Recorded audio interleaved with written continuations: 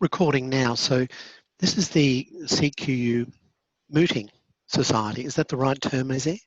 The Law Society, the Mooting competition. The Law Society, the Mooting competition. Thank you very much. And thank you all for joining. So I've collected some notes that I'd like to share with you this evening. And of course, I'm very happy for this to be interactive. Please ask questions as we proceed. I do recall fondly undertaking my moot at University of Queensland, and I was opposed, my partner and I were opposed to a person who is now a Supreme Court judge. So it was all very good and interesting. We did well.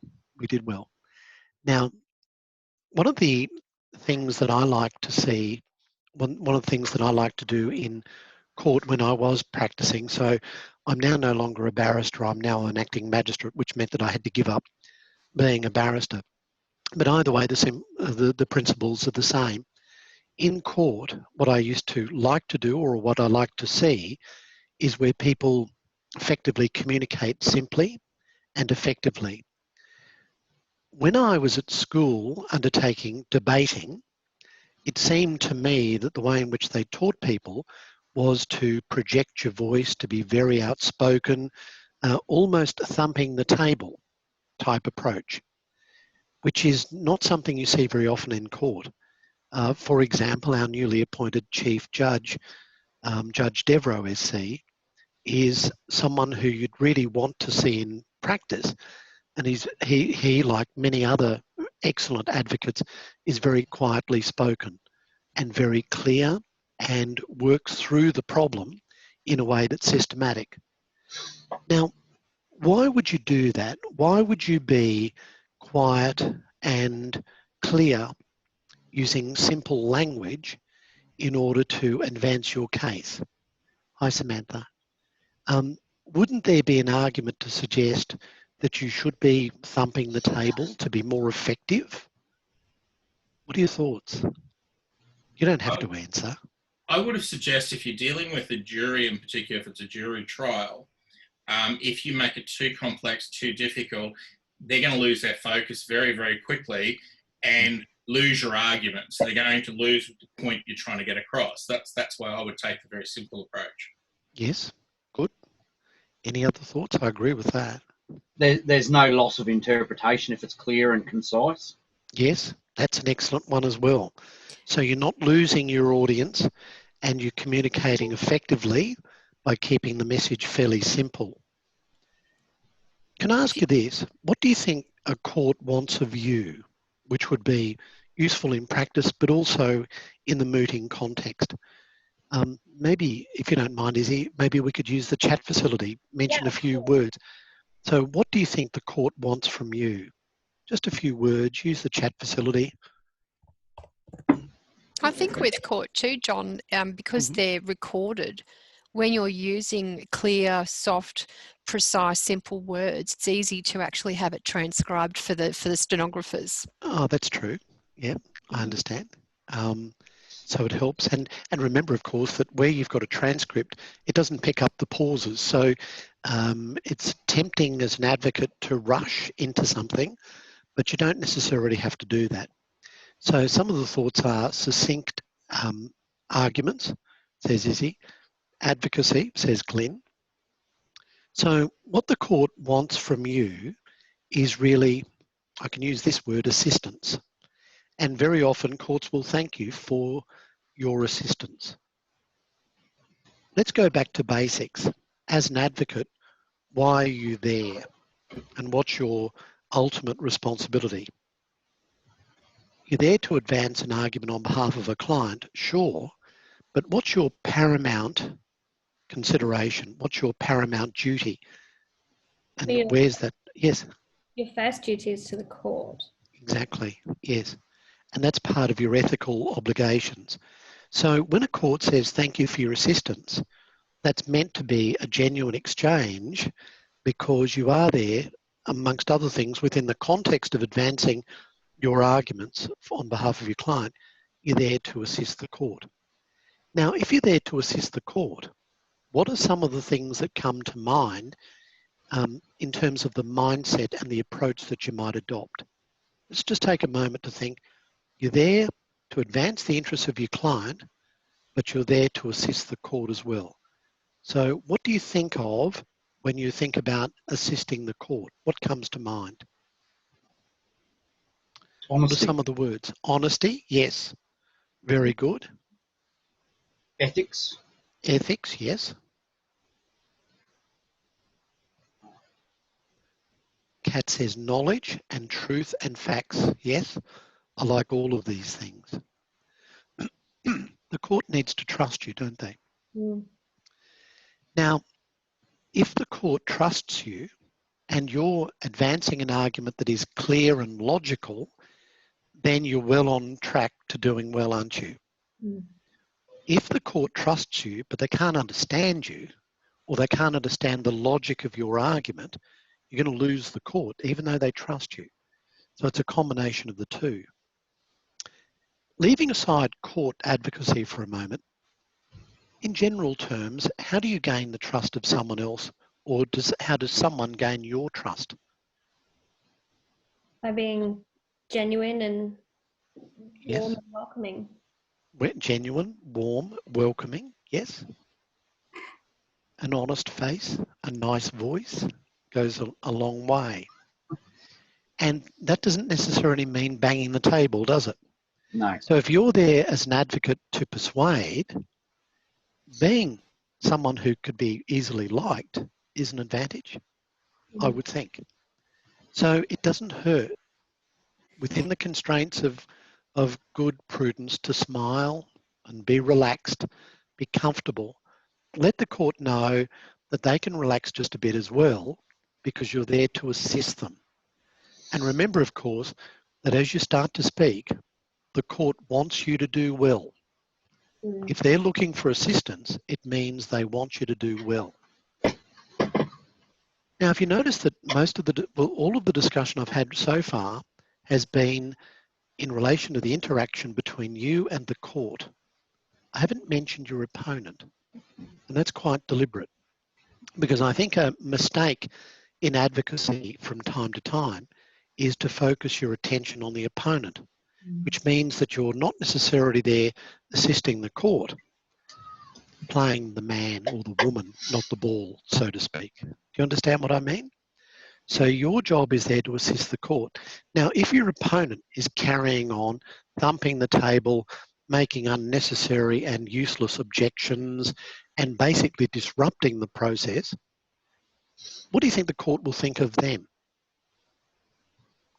They're not assisting the court. They're not assisting the court. Now, they might be if the objections are genuine, well thought out and well founded. That might be a great assistance to the court. But objecting and thumping the table for the sake of it is not really assisting the court. So therefore, in my view, it's not good advocacy. So think about what the court wants from you and then work towards that. Now, within the context of the court wanting you to do well, they will expect that you are professional in your overall presentation. And what does that mean to be professional? Well, I guess as an advocate, there are a few aspects to it. Before you stand up and speak, you need to look the part, don't you? Now that can be overdone. You don't need to have, for gentlemen, a handkerchief in the coat, but some people do that, you know, as an extra touch. But you need to look the part. So Kat says nicely dressed and a jacket. Yep, and that applies irrespective of gender. As an advocate, you're there to advance a position, to persuade, but in doing so, you're using your voice, you're using your body, and you're using your acting skills. Now, I say that not ingenuously, but I'm saying that in the context of how you present yourself. So your persona at the bar table isn't necessarily you at home. The two can be different, and that's okay. You can do that. So as you stand to your feet, there are a few critical things. The first is the opening couple of sentences is critically important. if you're not ready, don't start to talk. Think about the tone of your voice, and in order to project your voice appropriately, you need to take a bit of a breath. Don't make it so obvious. But as you're making your way to your feet, inhale so you're ready to project your voice, not in a loud or menacing or aggressive manner, but in a way that the court can say, oh, I can hear you clearly, and I like the tone of your voice. So think about the tone of the voice and think about your space. Now, we're not in America, so you can't wander around the courtroom, but you still have a space. If you're on your feet and you have a lectern in front of you, some sort of stand, that's fine, and that's very typical. But you have more than just that space. And I think it's a mistake to stand there almost like a statue. Your space extends to the extent of your arms being able to reach out. Don't go beyond that, and don't necessarily go to that space, but it's okay to use your arms, particularly if you're wishing to make a point. We mentioned addressing the jury before. You know, one of the things I would do in addressing a jury is use my hands more extensively than I would if I'm addressing a judge or a magistrate. So for a jury, if you want to make a point or you want to distinguish something, is to draw little air circles, you know, here. This is the prosecution case. Here's our case. Here's the part in the middle that works. Your important task is to do this, you know, that sort of thing. So it just helps to amplify what it is that you're doing. So use your space in a way that is effective, and that works in conjunction with using your voice. But all of this is really, to a degree, using your acting skills. So when you're in court and you stand up, physically ensure that you've made some space for yourself. Stand up straight. It's a sign of respect. It's a sign that you know what you're doing. So try not to slouch. Wait for a moment before you start and make eye contact. So your opening words are to the court, and in part you're saying, I'm here to assist you, and I'm here because I know what I'm doing. And it's hard to convey that message if you've got your head buried, particularly in the first couple of sentences, because the court really want to know what you've got to say at the start. So have an excellent opening sentence and speak slowly. Sorry, any questions so far? Comments? You can disagree with what I'm saying. John, Yes, Kat? when we introduce ourselves, like I've done coroner's court, obviously, and that's the only court that I've been in, and family court. How do you approach introducing yourself? Is there a particular way that you prefer that as a magistrate yourself? Like, does it please the court, Your Honour? My name is Williamson, KT. I'm here representing my client. Is that fair enough, or is there another specific way that you would like us to do that in competition? The traditional opening words are, may it please the court. May it please the court. Okay. May it please the court, so, but, you know, my name is Williamson, initials KT, counsel instructed by Brown & Co. solicitors for the plaintiff in these proceedings, you know, something along those lines. Okay, yep. And then you embark on the important key issues that you're going to say. Mm-hmm. Any other questions, comments? All good? All right. Now remember, to a degree, you're there to assist in terms of the law, but you're also there as a storyteller. And the court is very interested in what you have to say. The court wants you to do well.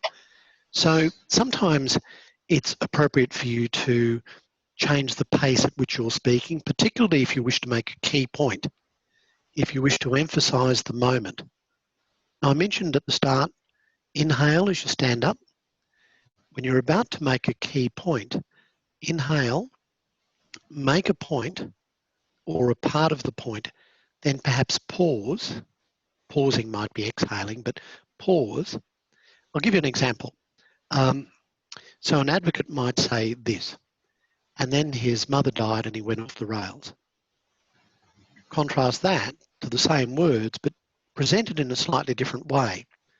And then his mother died and then he went off the rails. You're really trying to emphasise that connection between the event and the subsequent cause in a way that it resonates. All right, in terms of the moot, would you be questioning or is it just submissions? Would you be asking questions of? So there's lots of 4 different kinds. Yeah. So with the moot, Chris, correct me if I'm wrong, but I think it's a full mock trial, pretty much. Yeah, that was the QILC one that we're looking at it for the first one up. Yeah, it is. It has that. And then the second one we also have is the interview client. Sorry, no, witness interviewing as well. That's the second part of it as well. So there's 2 elements to it. All right, good. I haven't prepared for the interview part, but I might be able to assist with that down the track if you want. Yeah, yeah. But in terms of questioning, particularly of a witness, I guess of a witness, general rules apply. Keep the questions short and understandable. One question at a time. Wait for the response and listen to the response. Mm. Now, what's his name? Irving. There's a great YouTube clip. Yeah. Do you know which one I mean? Yes. It's so good. Actually, Chris, we might send it out to the team. Yes. Was this Irving Younger? Yeah. Yes, Right? that's Yeah, right. yeah, Yes. yeah. And he does a great part in relation to what might happen badly if you don't listen to the response. So, all right, I absolutely commend that to you. It's great to watch. Yes, the 10 Commandments is what he calls it. The 10 Commandments. So, one question at a time. Make it simple. Avoid double negatives because people go, what? I don't understand. No double-barreled questions. That's a big no-no. You know, so after you left the hotel and you saw the red car, what did you do? Well, no. Did you leave the hotel? Did you see a red car? What did you then do? Question, question, question. So no double-barreled, no triple-barreled questions. And as a general rule, something that I'm always banging on about, Glenn and Chris will know this, using the active voice rather than the passive voice. Still applies in advocacy. It's more direct, it's clear, conveys more information. Sorry, John, do you have, can you give an example of that, of what that would be? The cat was bitten by the dog is passive. Mm-hmm. The dog bit the cat Okay. is active. Thank you. More direct. Okay.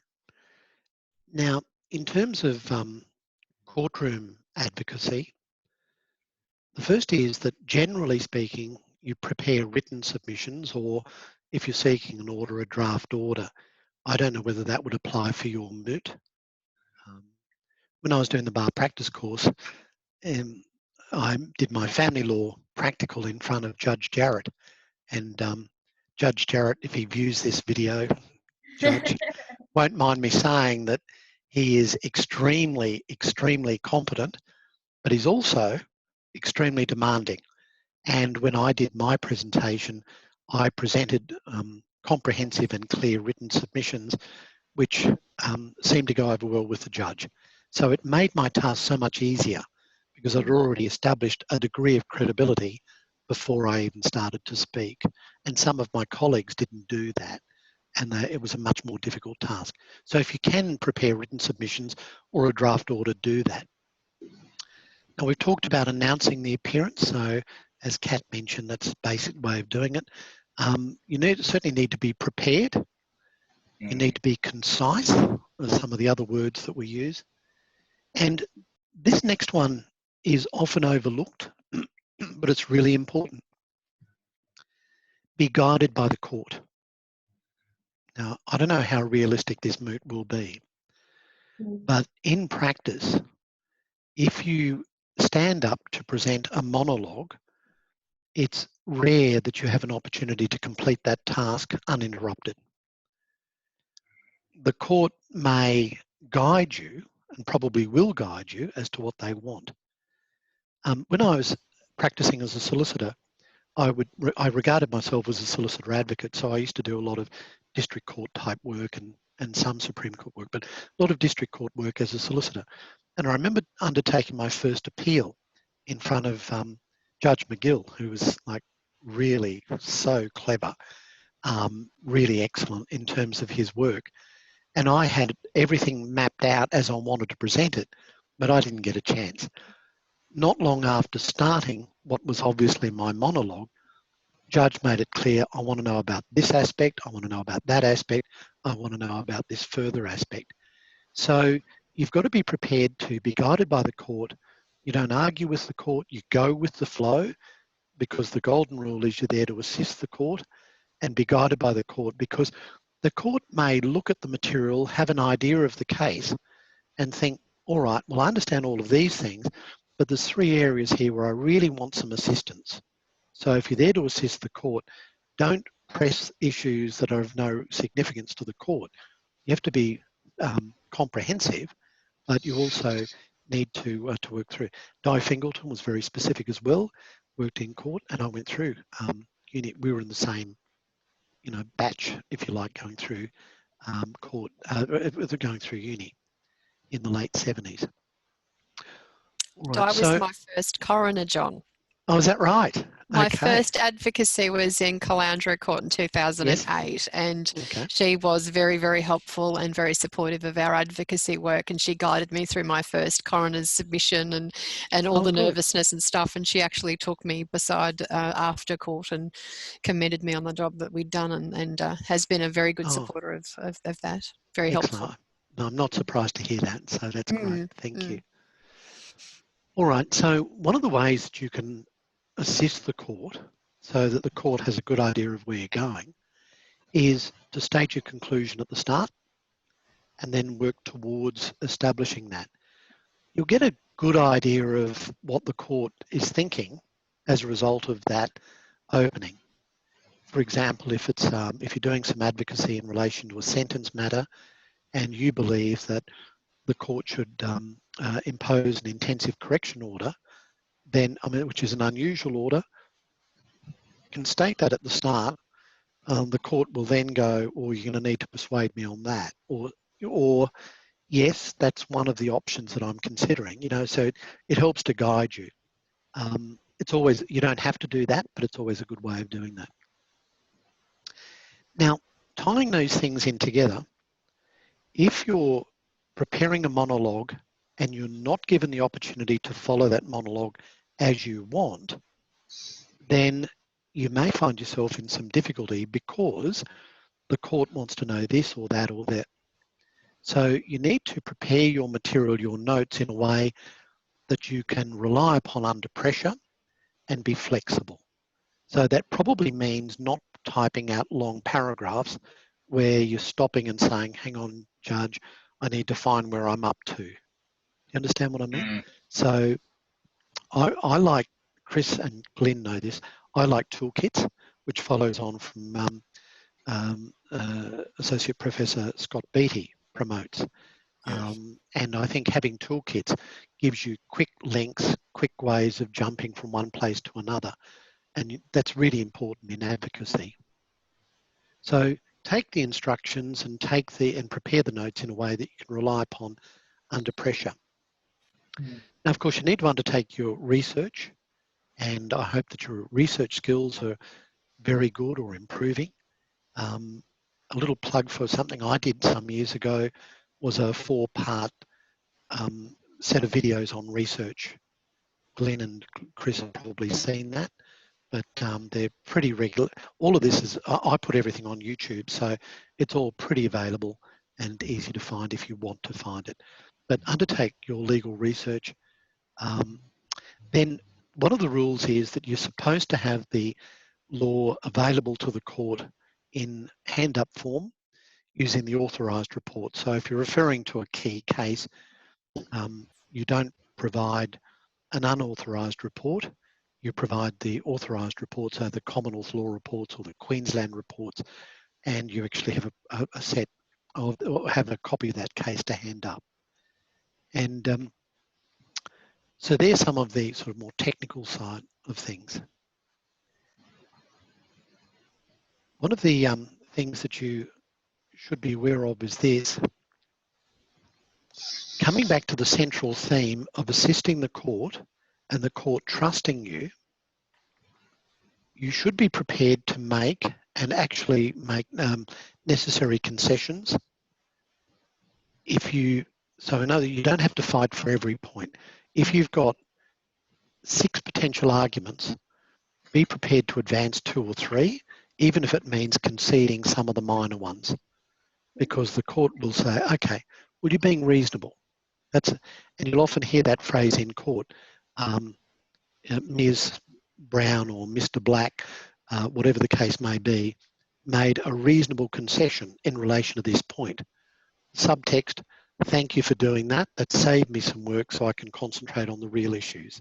And it means you're engaging in trust in that regard.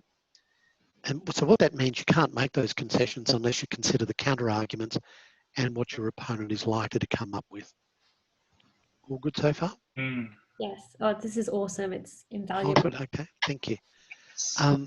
So don't rush. Be confident. And if you find yourself becoming nervous, think, no, this isn't about me. This is about me helping the court. I'm here to help the court. Don't worry too much about the opponent. Let them jump up and down and bark and carry on. You just engage with the court. You're there to help the court, and that's your job. It'll help you to feel more confident and more relaxed. So you're thinking about always what the court wants to know. All right. Now, I can give you, I don't know, do you know the specific areas of the moot yet, Glenn or Chris? No, not yet. No? It comes out 2 weeks prior to the actual moot.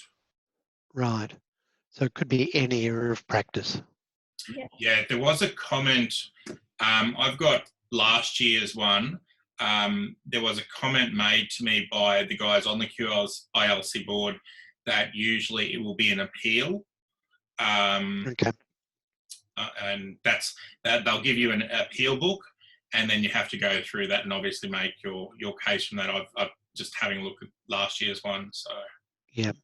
All right. Well, it's unlikely then that there'll be any cross-examination if you're arguing about an appeal. All right. yeah, I think what they try to do is take away the witness side of things just for the witness examination section of the actual competition, and the moot just focuses on the appeal. So it's basically Okay. That's the approach from what I can see. Good. Okay. All right. So, yeah, I had a few possible examples to give if it wasn't that, but I won't go into that now. So in terms of providing your arguments, obviously, in a way, you're answering a legal problem. So you're thinking legal research skills, legal logic, the ORAC methodology, issue, rule, application, conclusion. That applies generally. I'm not a fan of that being specifically the headings that you put forward, but that's the mindset that you're approaching this on. And if you consider that IRAC methodology from both sides, you'll present better. People often overlook that. Chris, that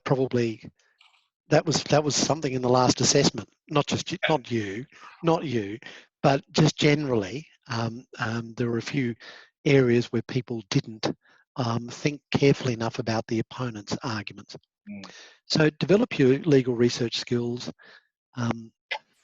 think about actual cases, and think about the primary sources of the law.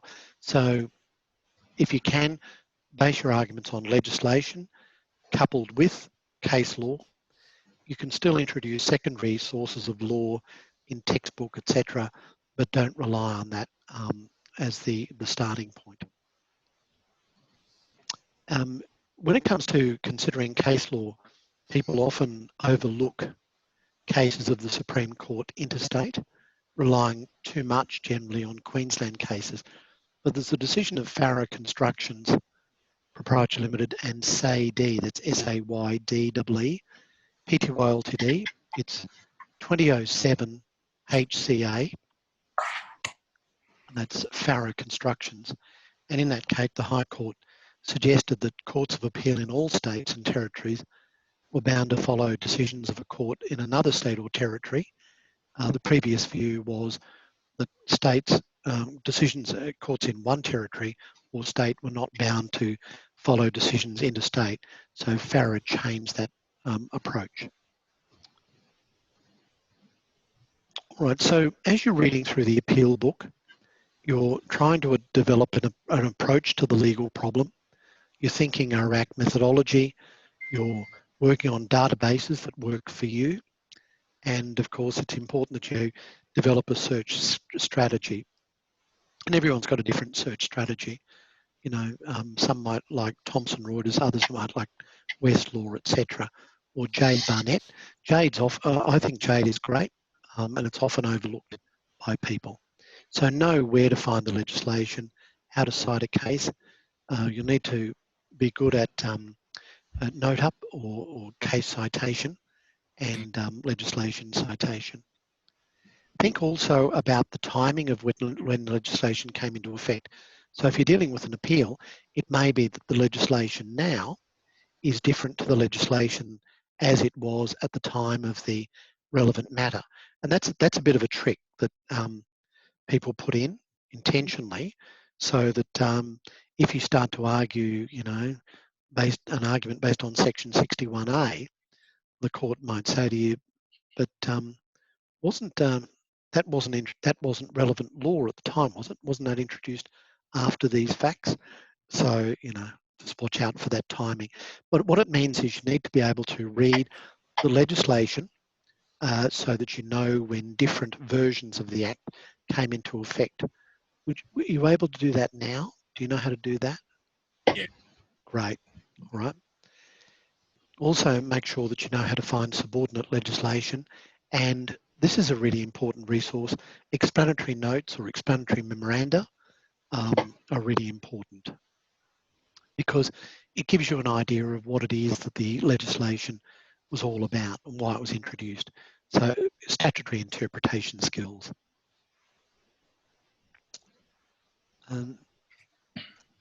Presenting your material is really the key aspect of this, and doing so in a way that is useful for the court. So when I say presenting the material, there's more to it than just what's on the page and what you say. It's a matter of developing the mindset and being alert and self-confident and flexible are all part of it. But if you adopt that approach that as you stand up, you're there to help the court, court's not the enemy, you're there to help the court, it'll just make you feel more confident, I think. Mm. All right. And other than that, just two more things to do with being ethical. So make sure that you consider always the Australian Solicitors Conduct Rules or the Barristers Rule, Barristers Rules 2016. Yes, sorry, Izzy. No, oh, sorry, was there something you were going to ask? No. Okay, good. And when it comes to collaborating, as you, I'm sure, will be invariably doing, think about the planning aspect of it and sensible cooperation. You know, treat each other kindly. I'm sure you all will. And the general rule of collaboration is this: aim to give more than you receive. If you feel that someone is giving more than you, then you've got to be a little bit nicely competitive and give more than them. Okay, so always in collaboration, aim to give more than you ever received. In the New Lawyer, I don't know if you use that textbook. It's one that I used to use in intro. I'm pretty sure there's a group contract at the back of that you might want to consider, which is really just unnecessary, but it's a useful, you know, team approach for it. So that's pretty much all I was going to say, Izzy. Awesome. Thank you so much for all of that. I think that's Yeah. going to help all of us. And like I said, we were all pretty fresh and new with regards to actually competing and being in court. So that'll be really, really helpful. Okay. Well, I hope it hasn't scared you. No. Meant to be the opposite. And just have fun. I suppose another mindset you can adopt is, you know, I never minded feeling like I was the underdog, because then, you know, you can always amaze when it, you know, when that was the case.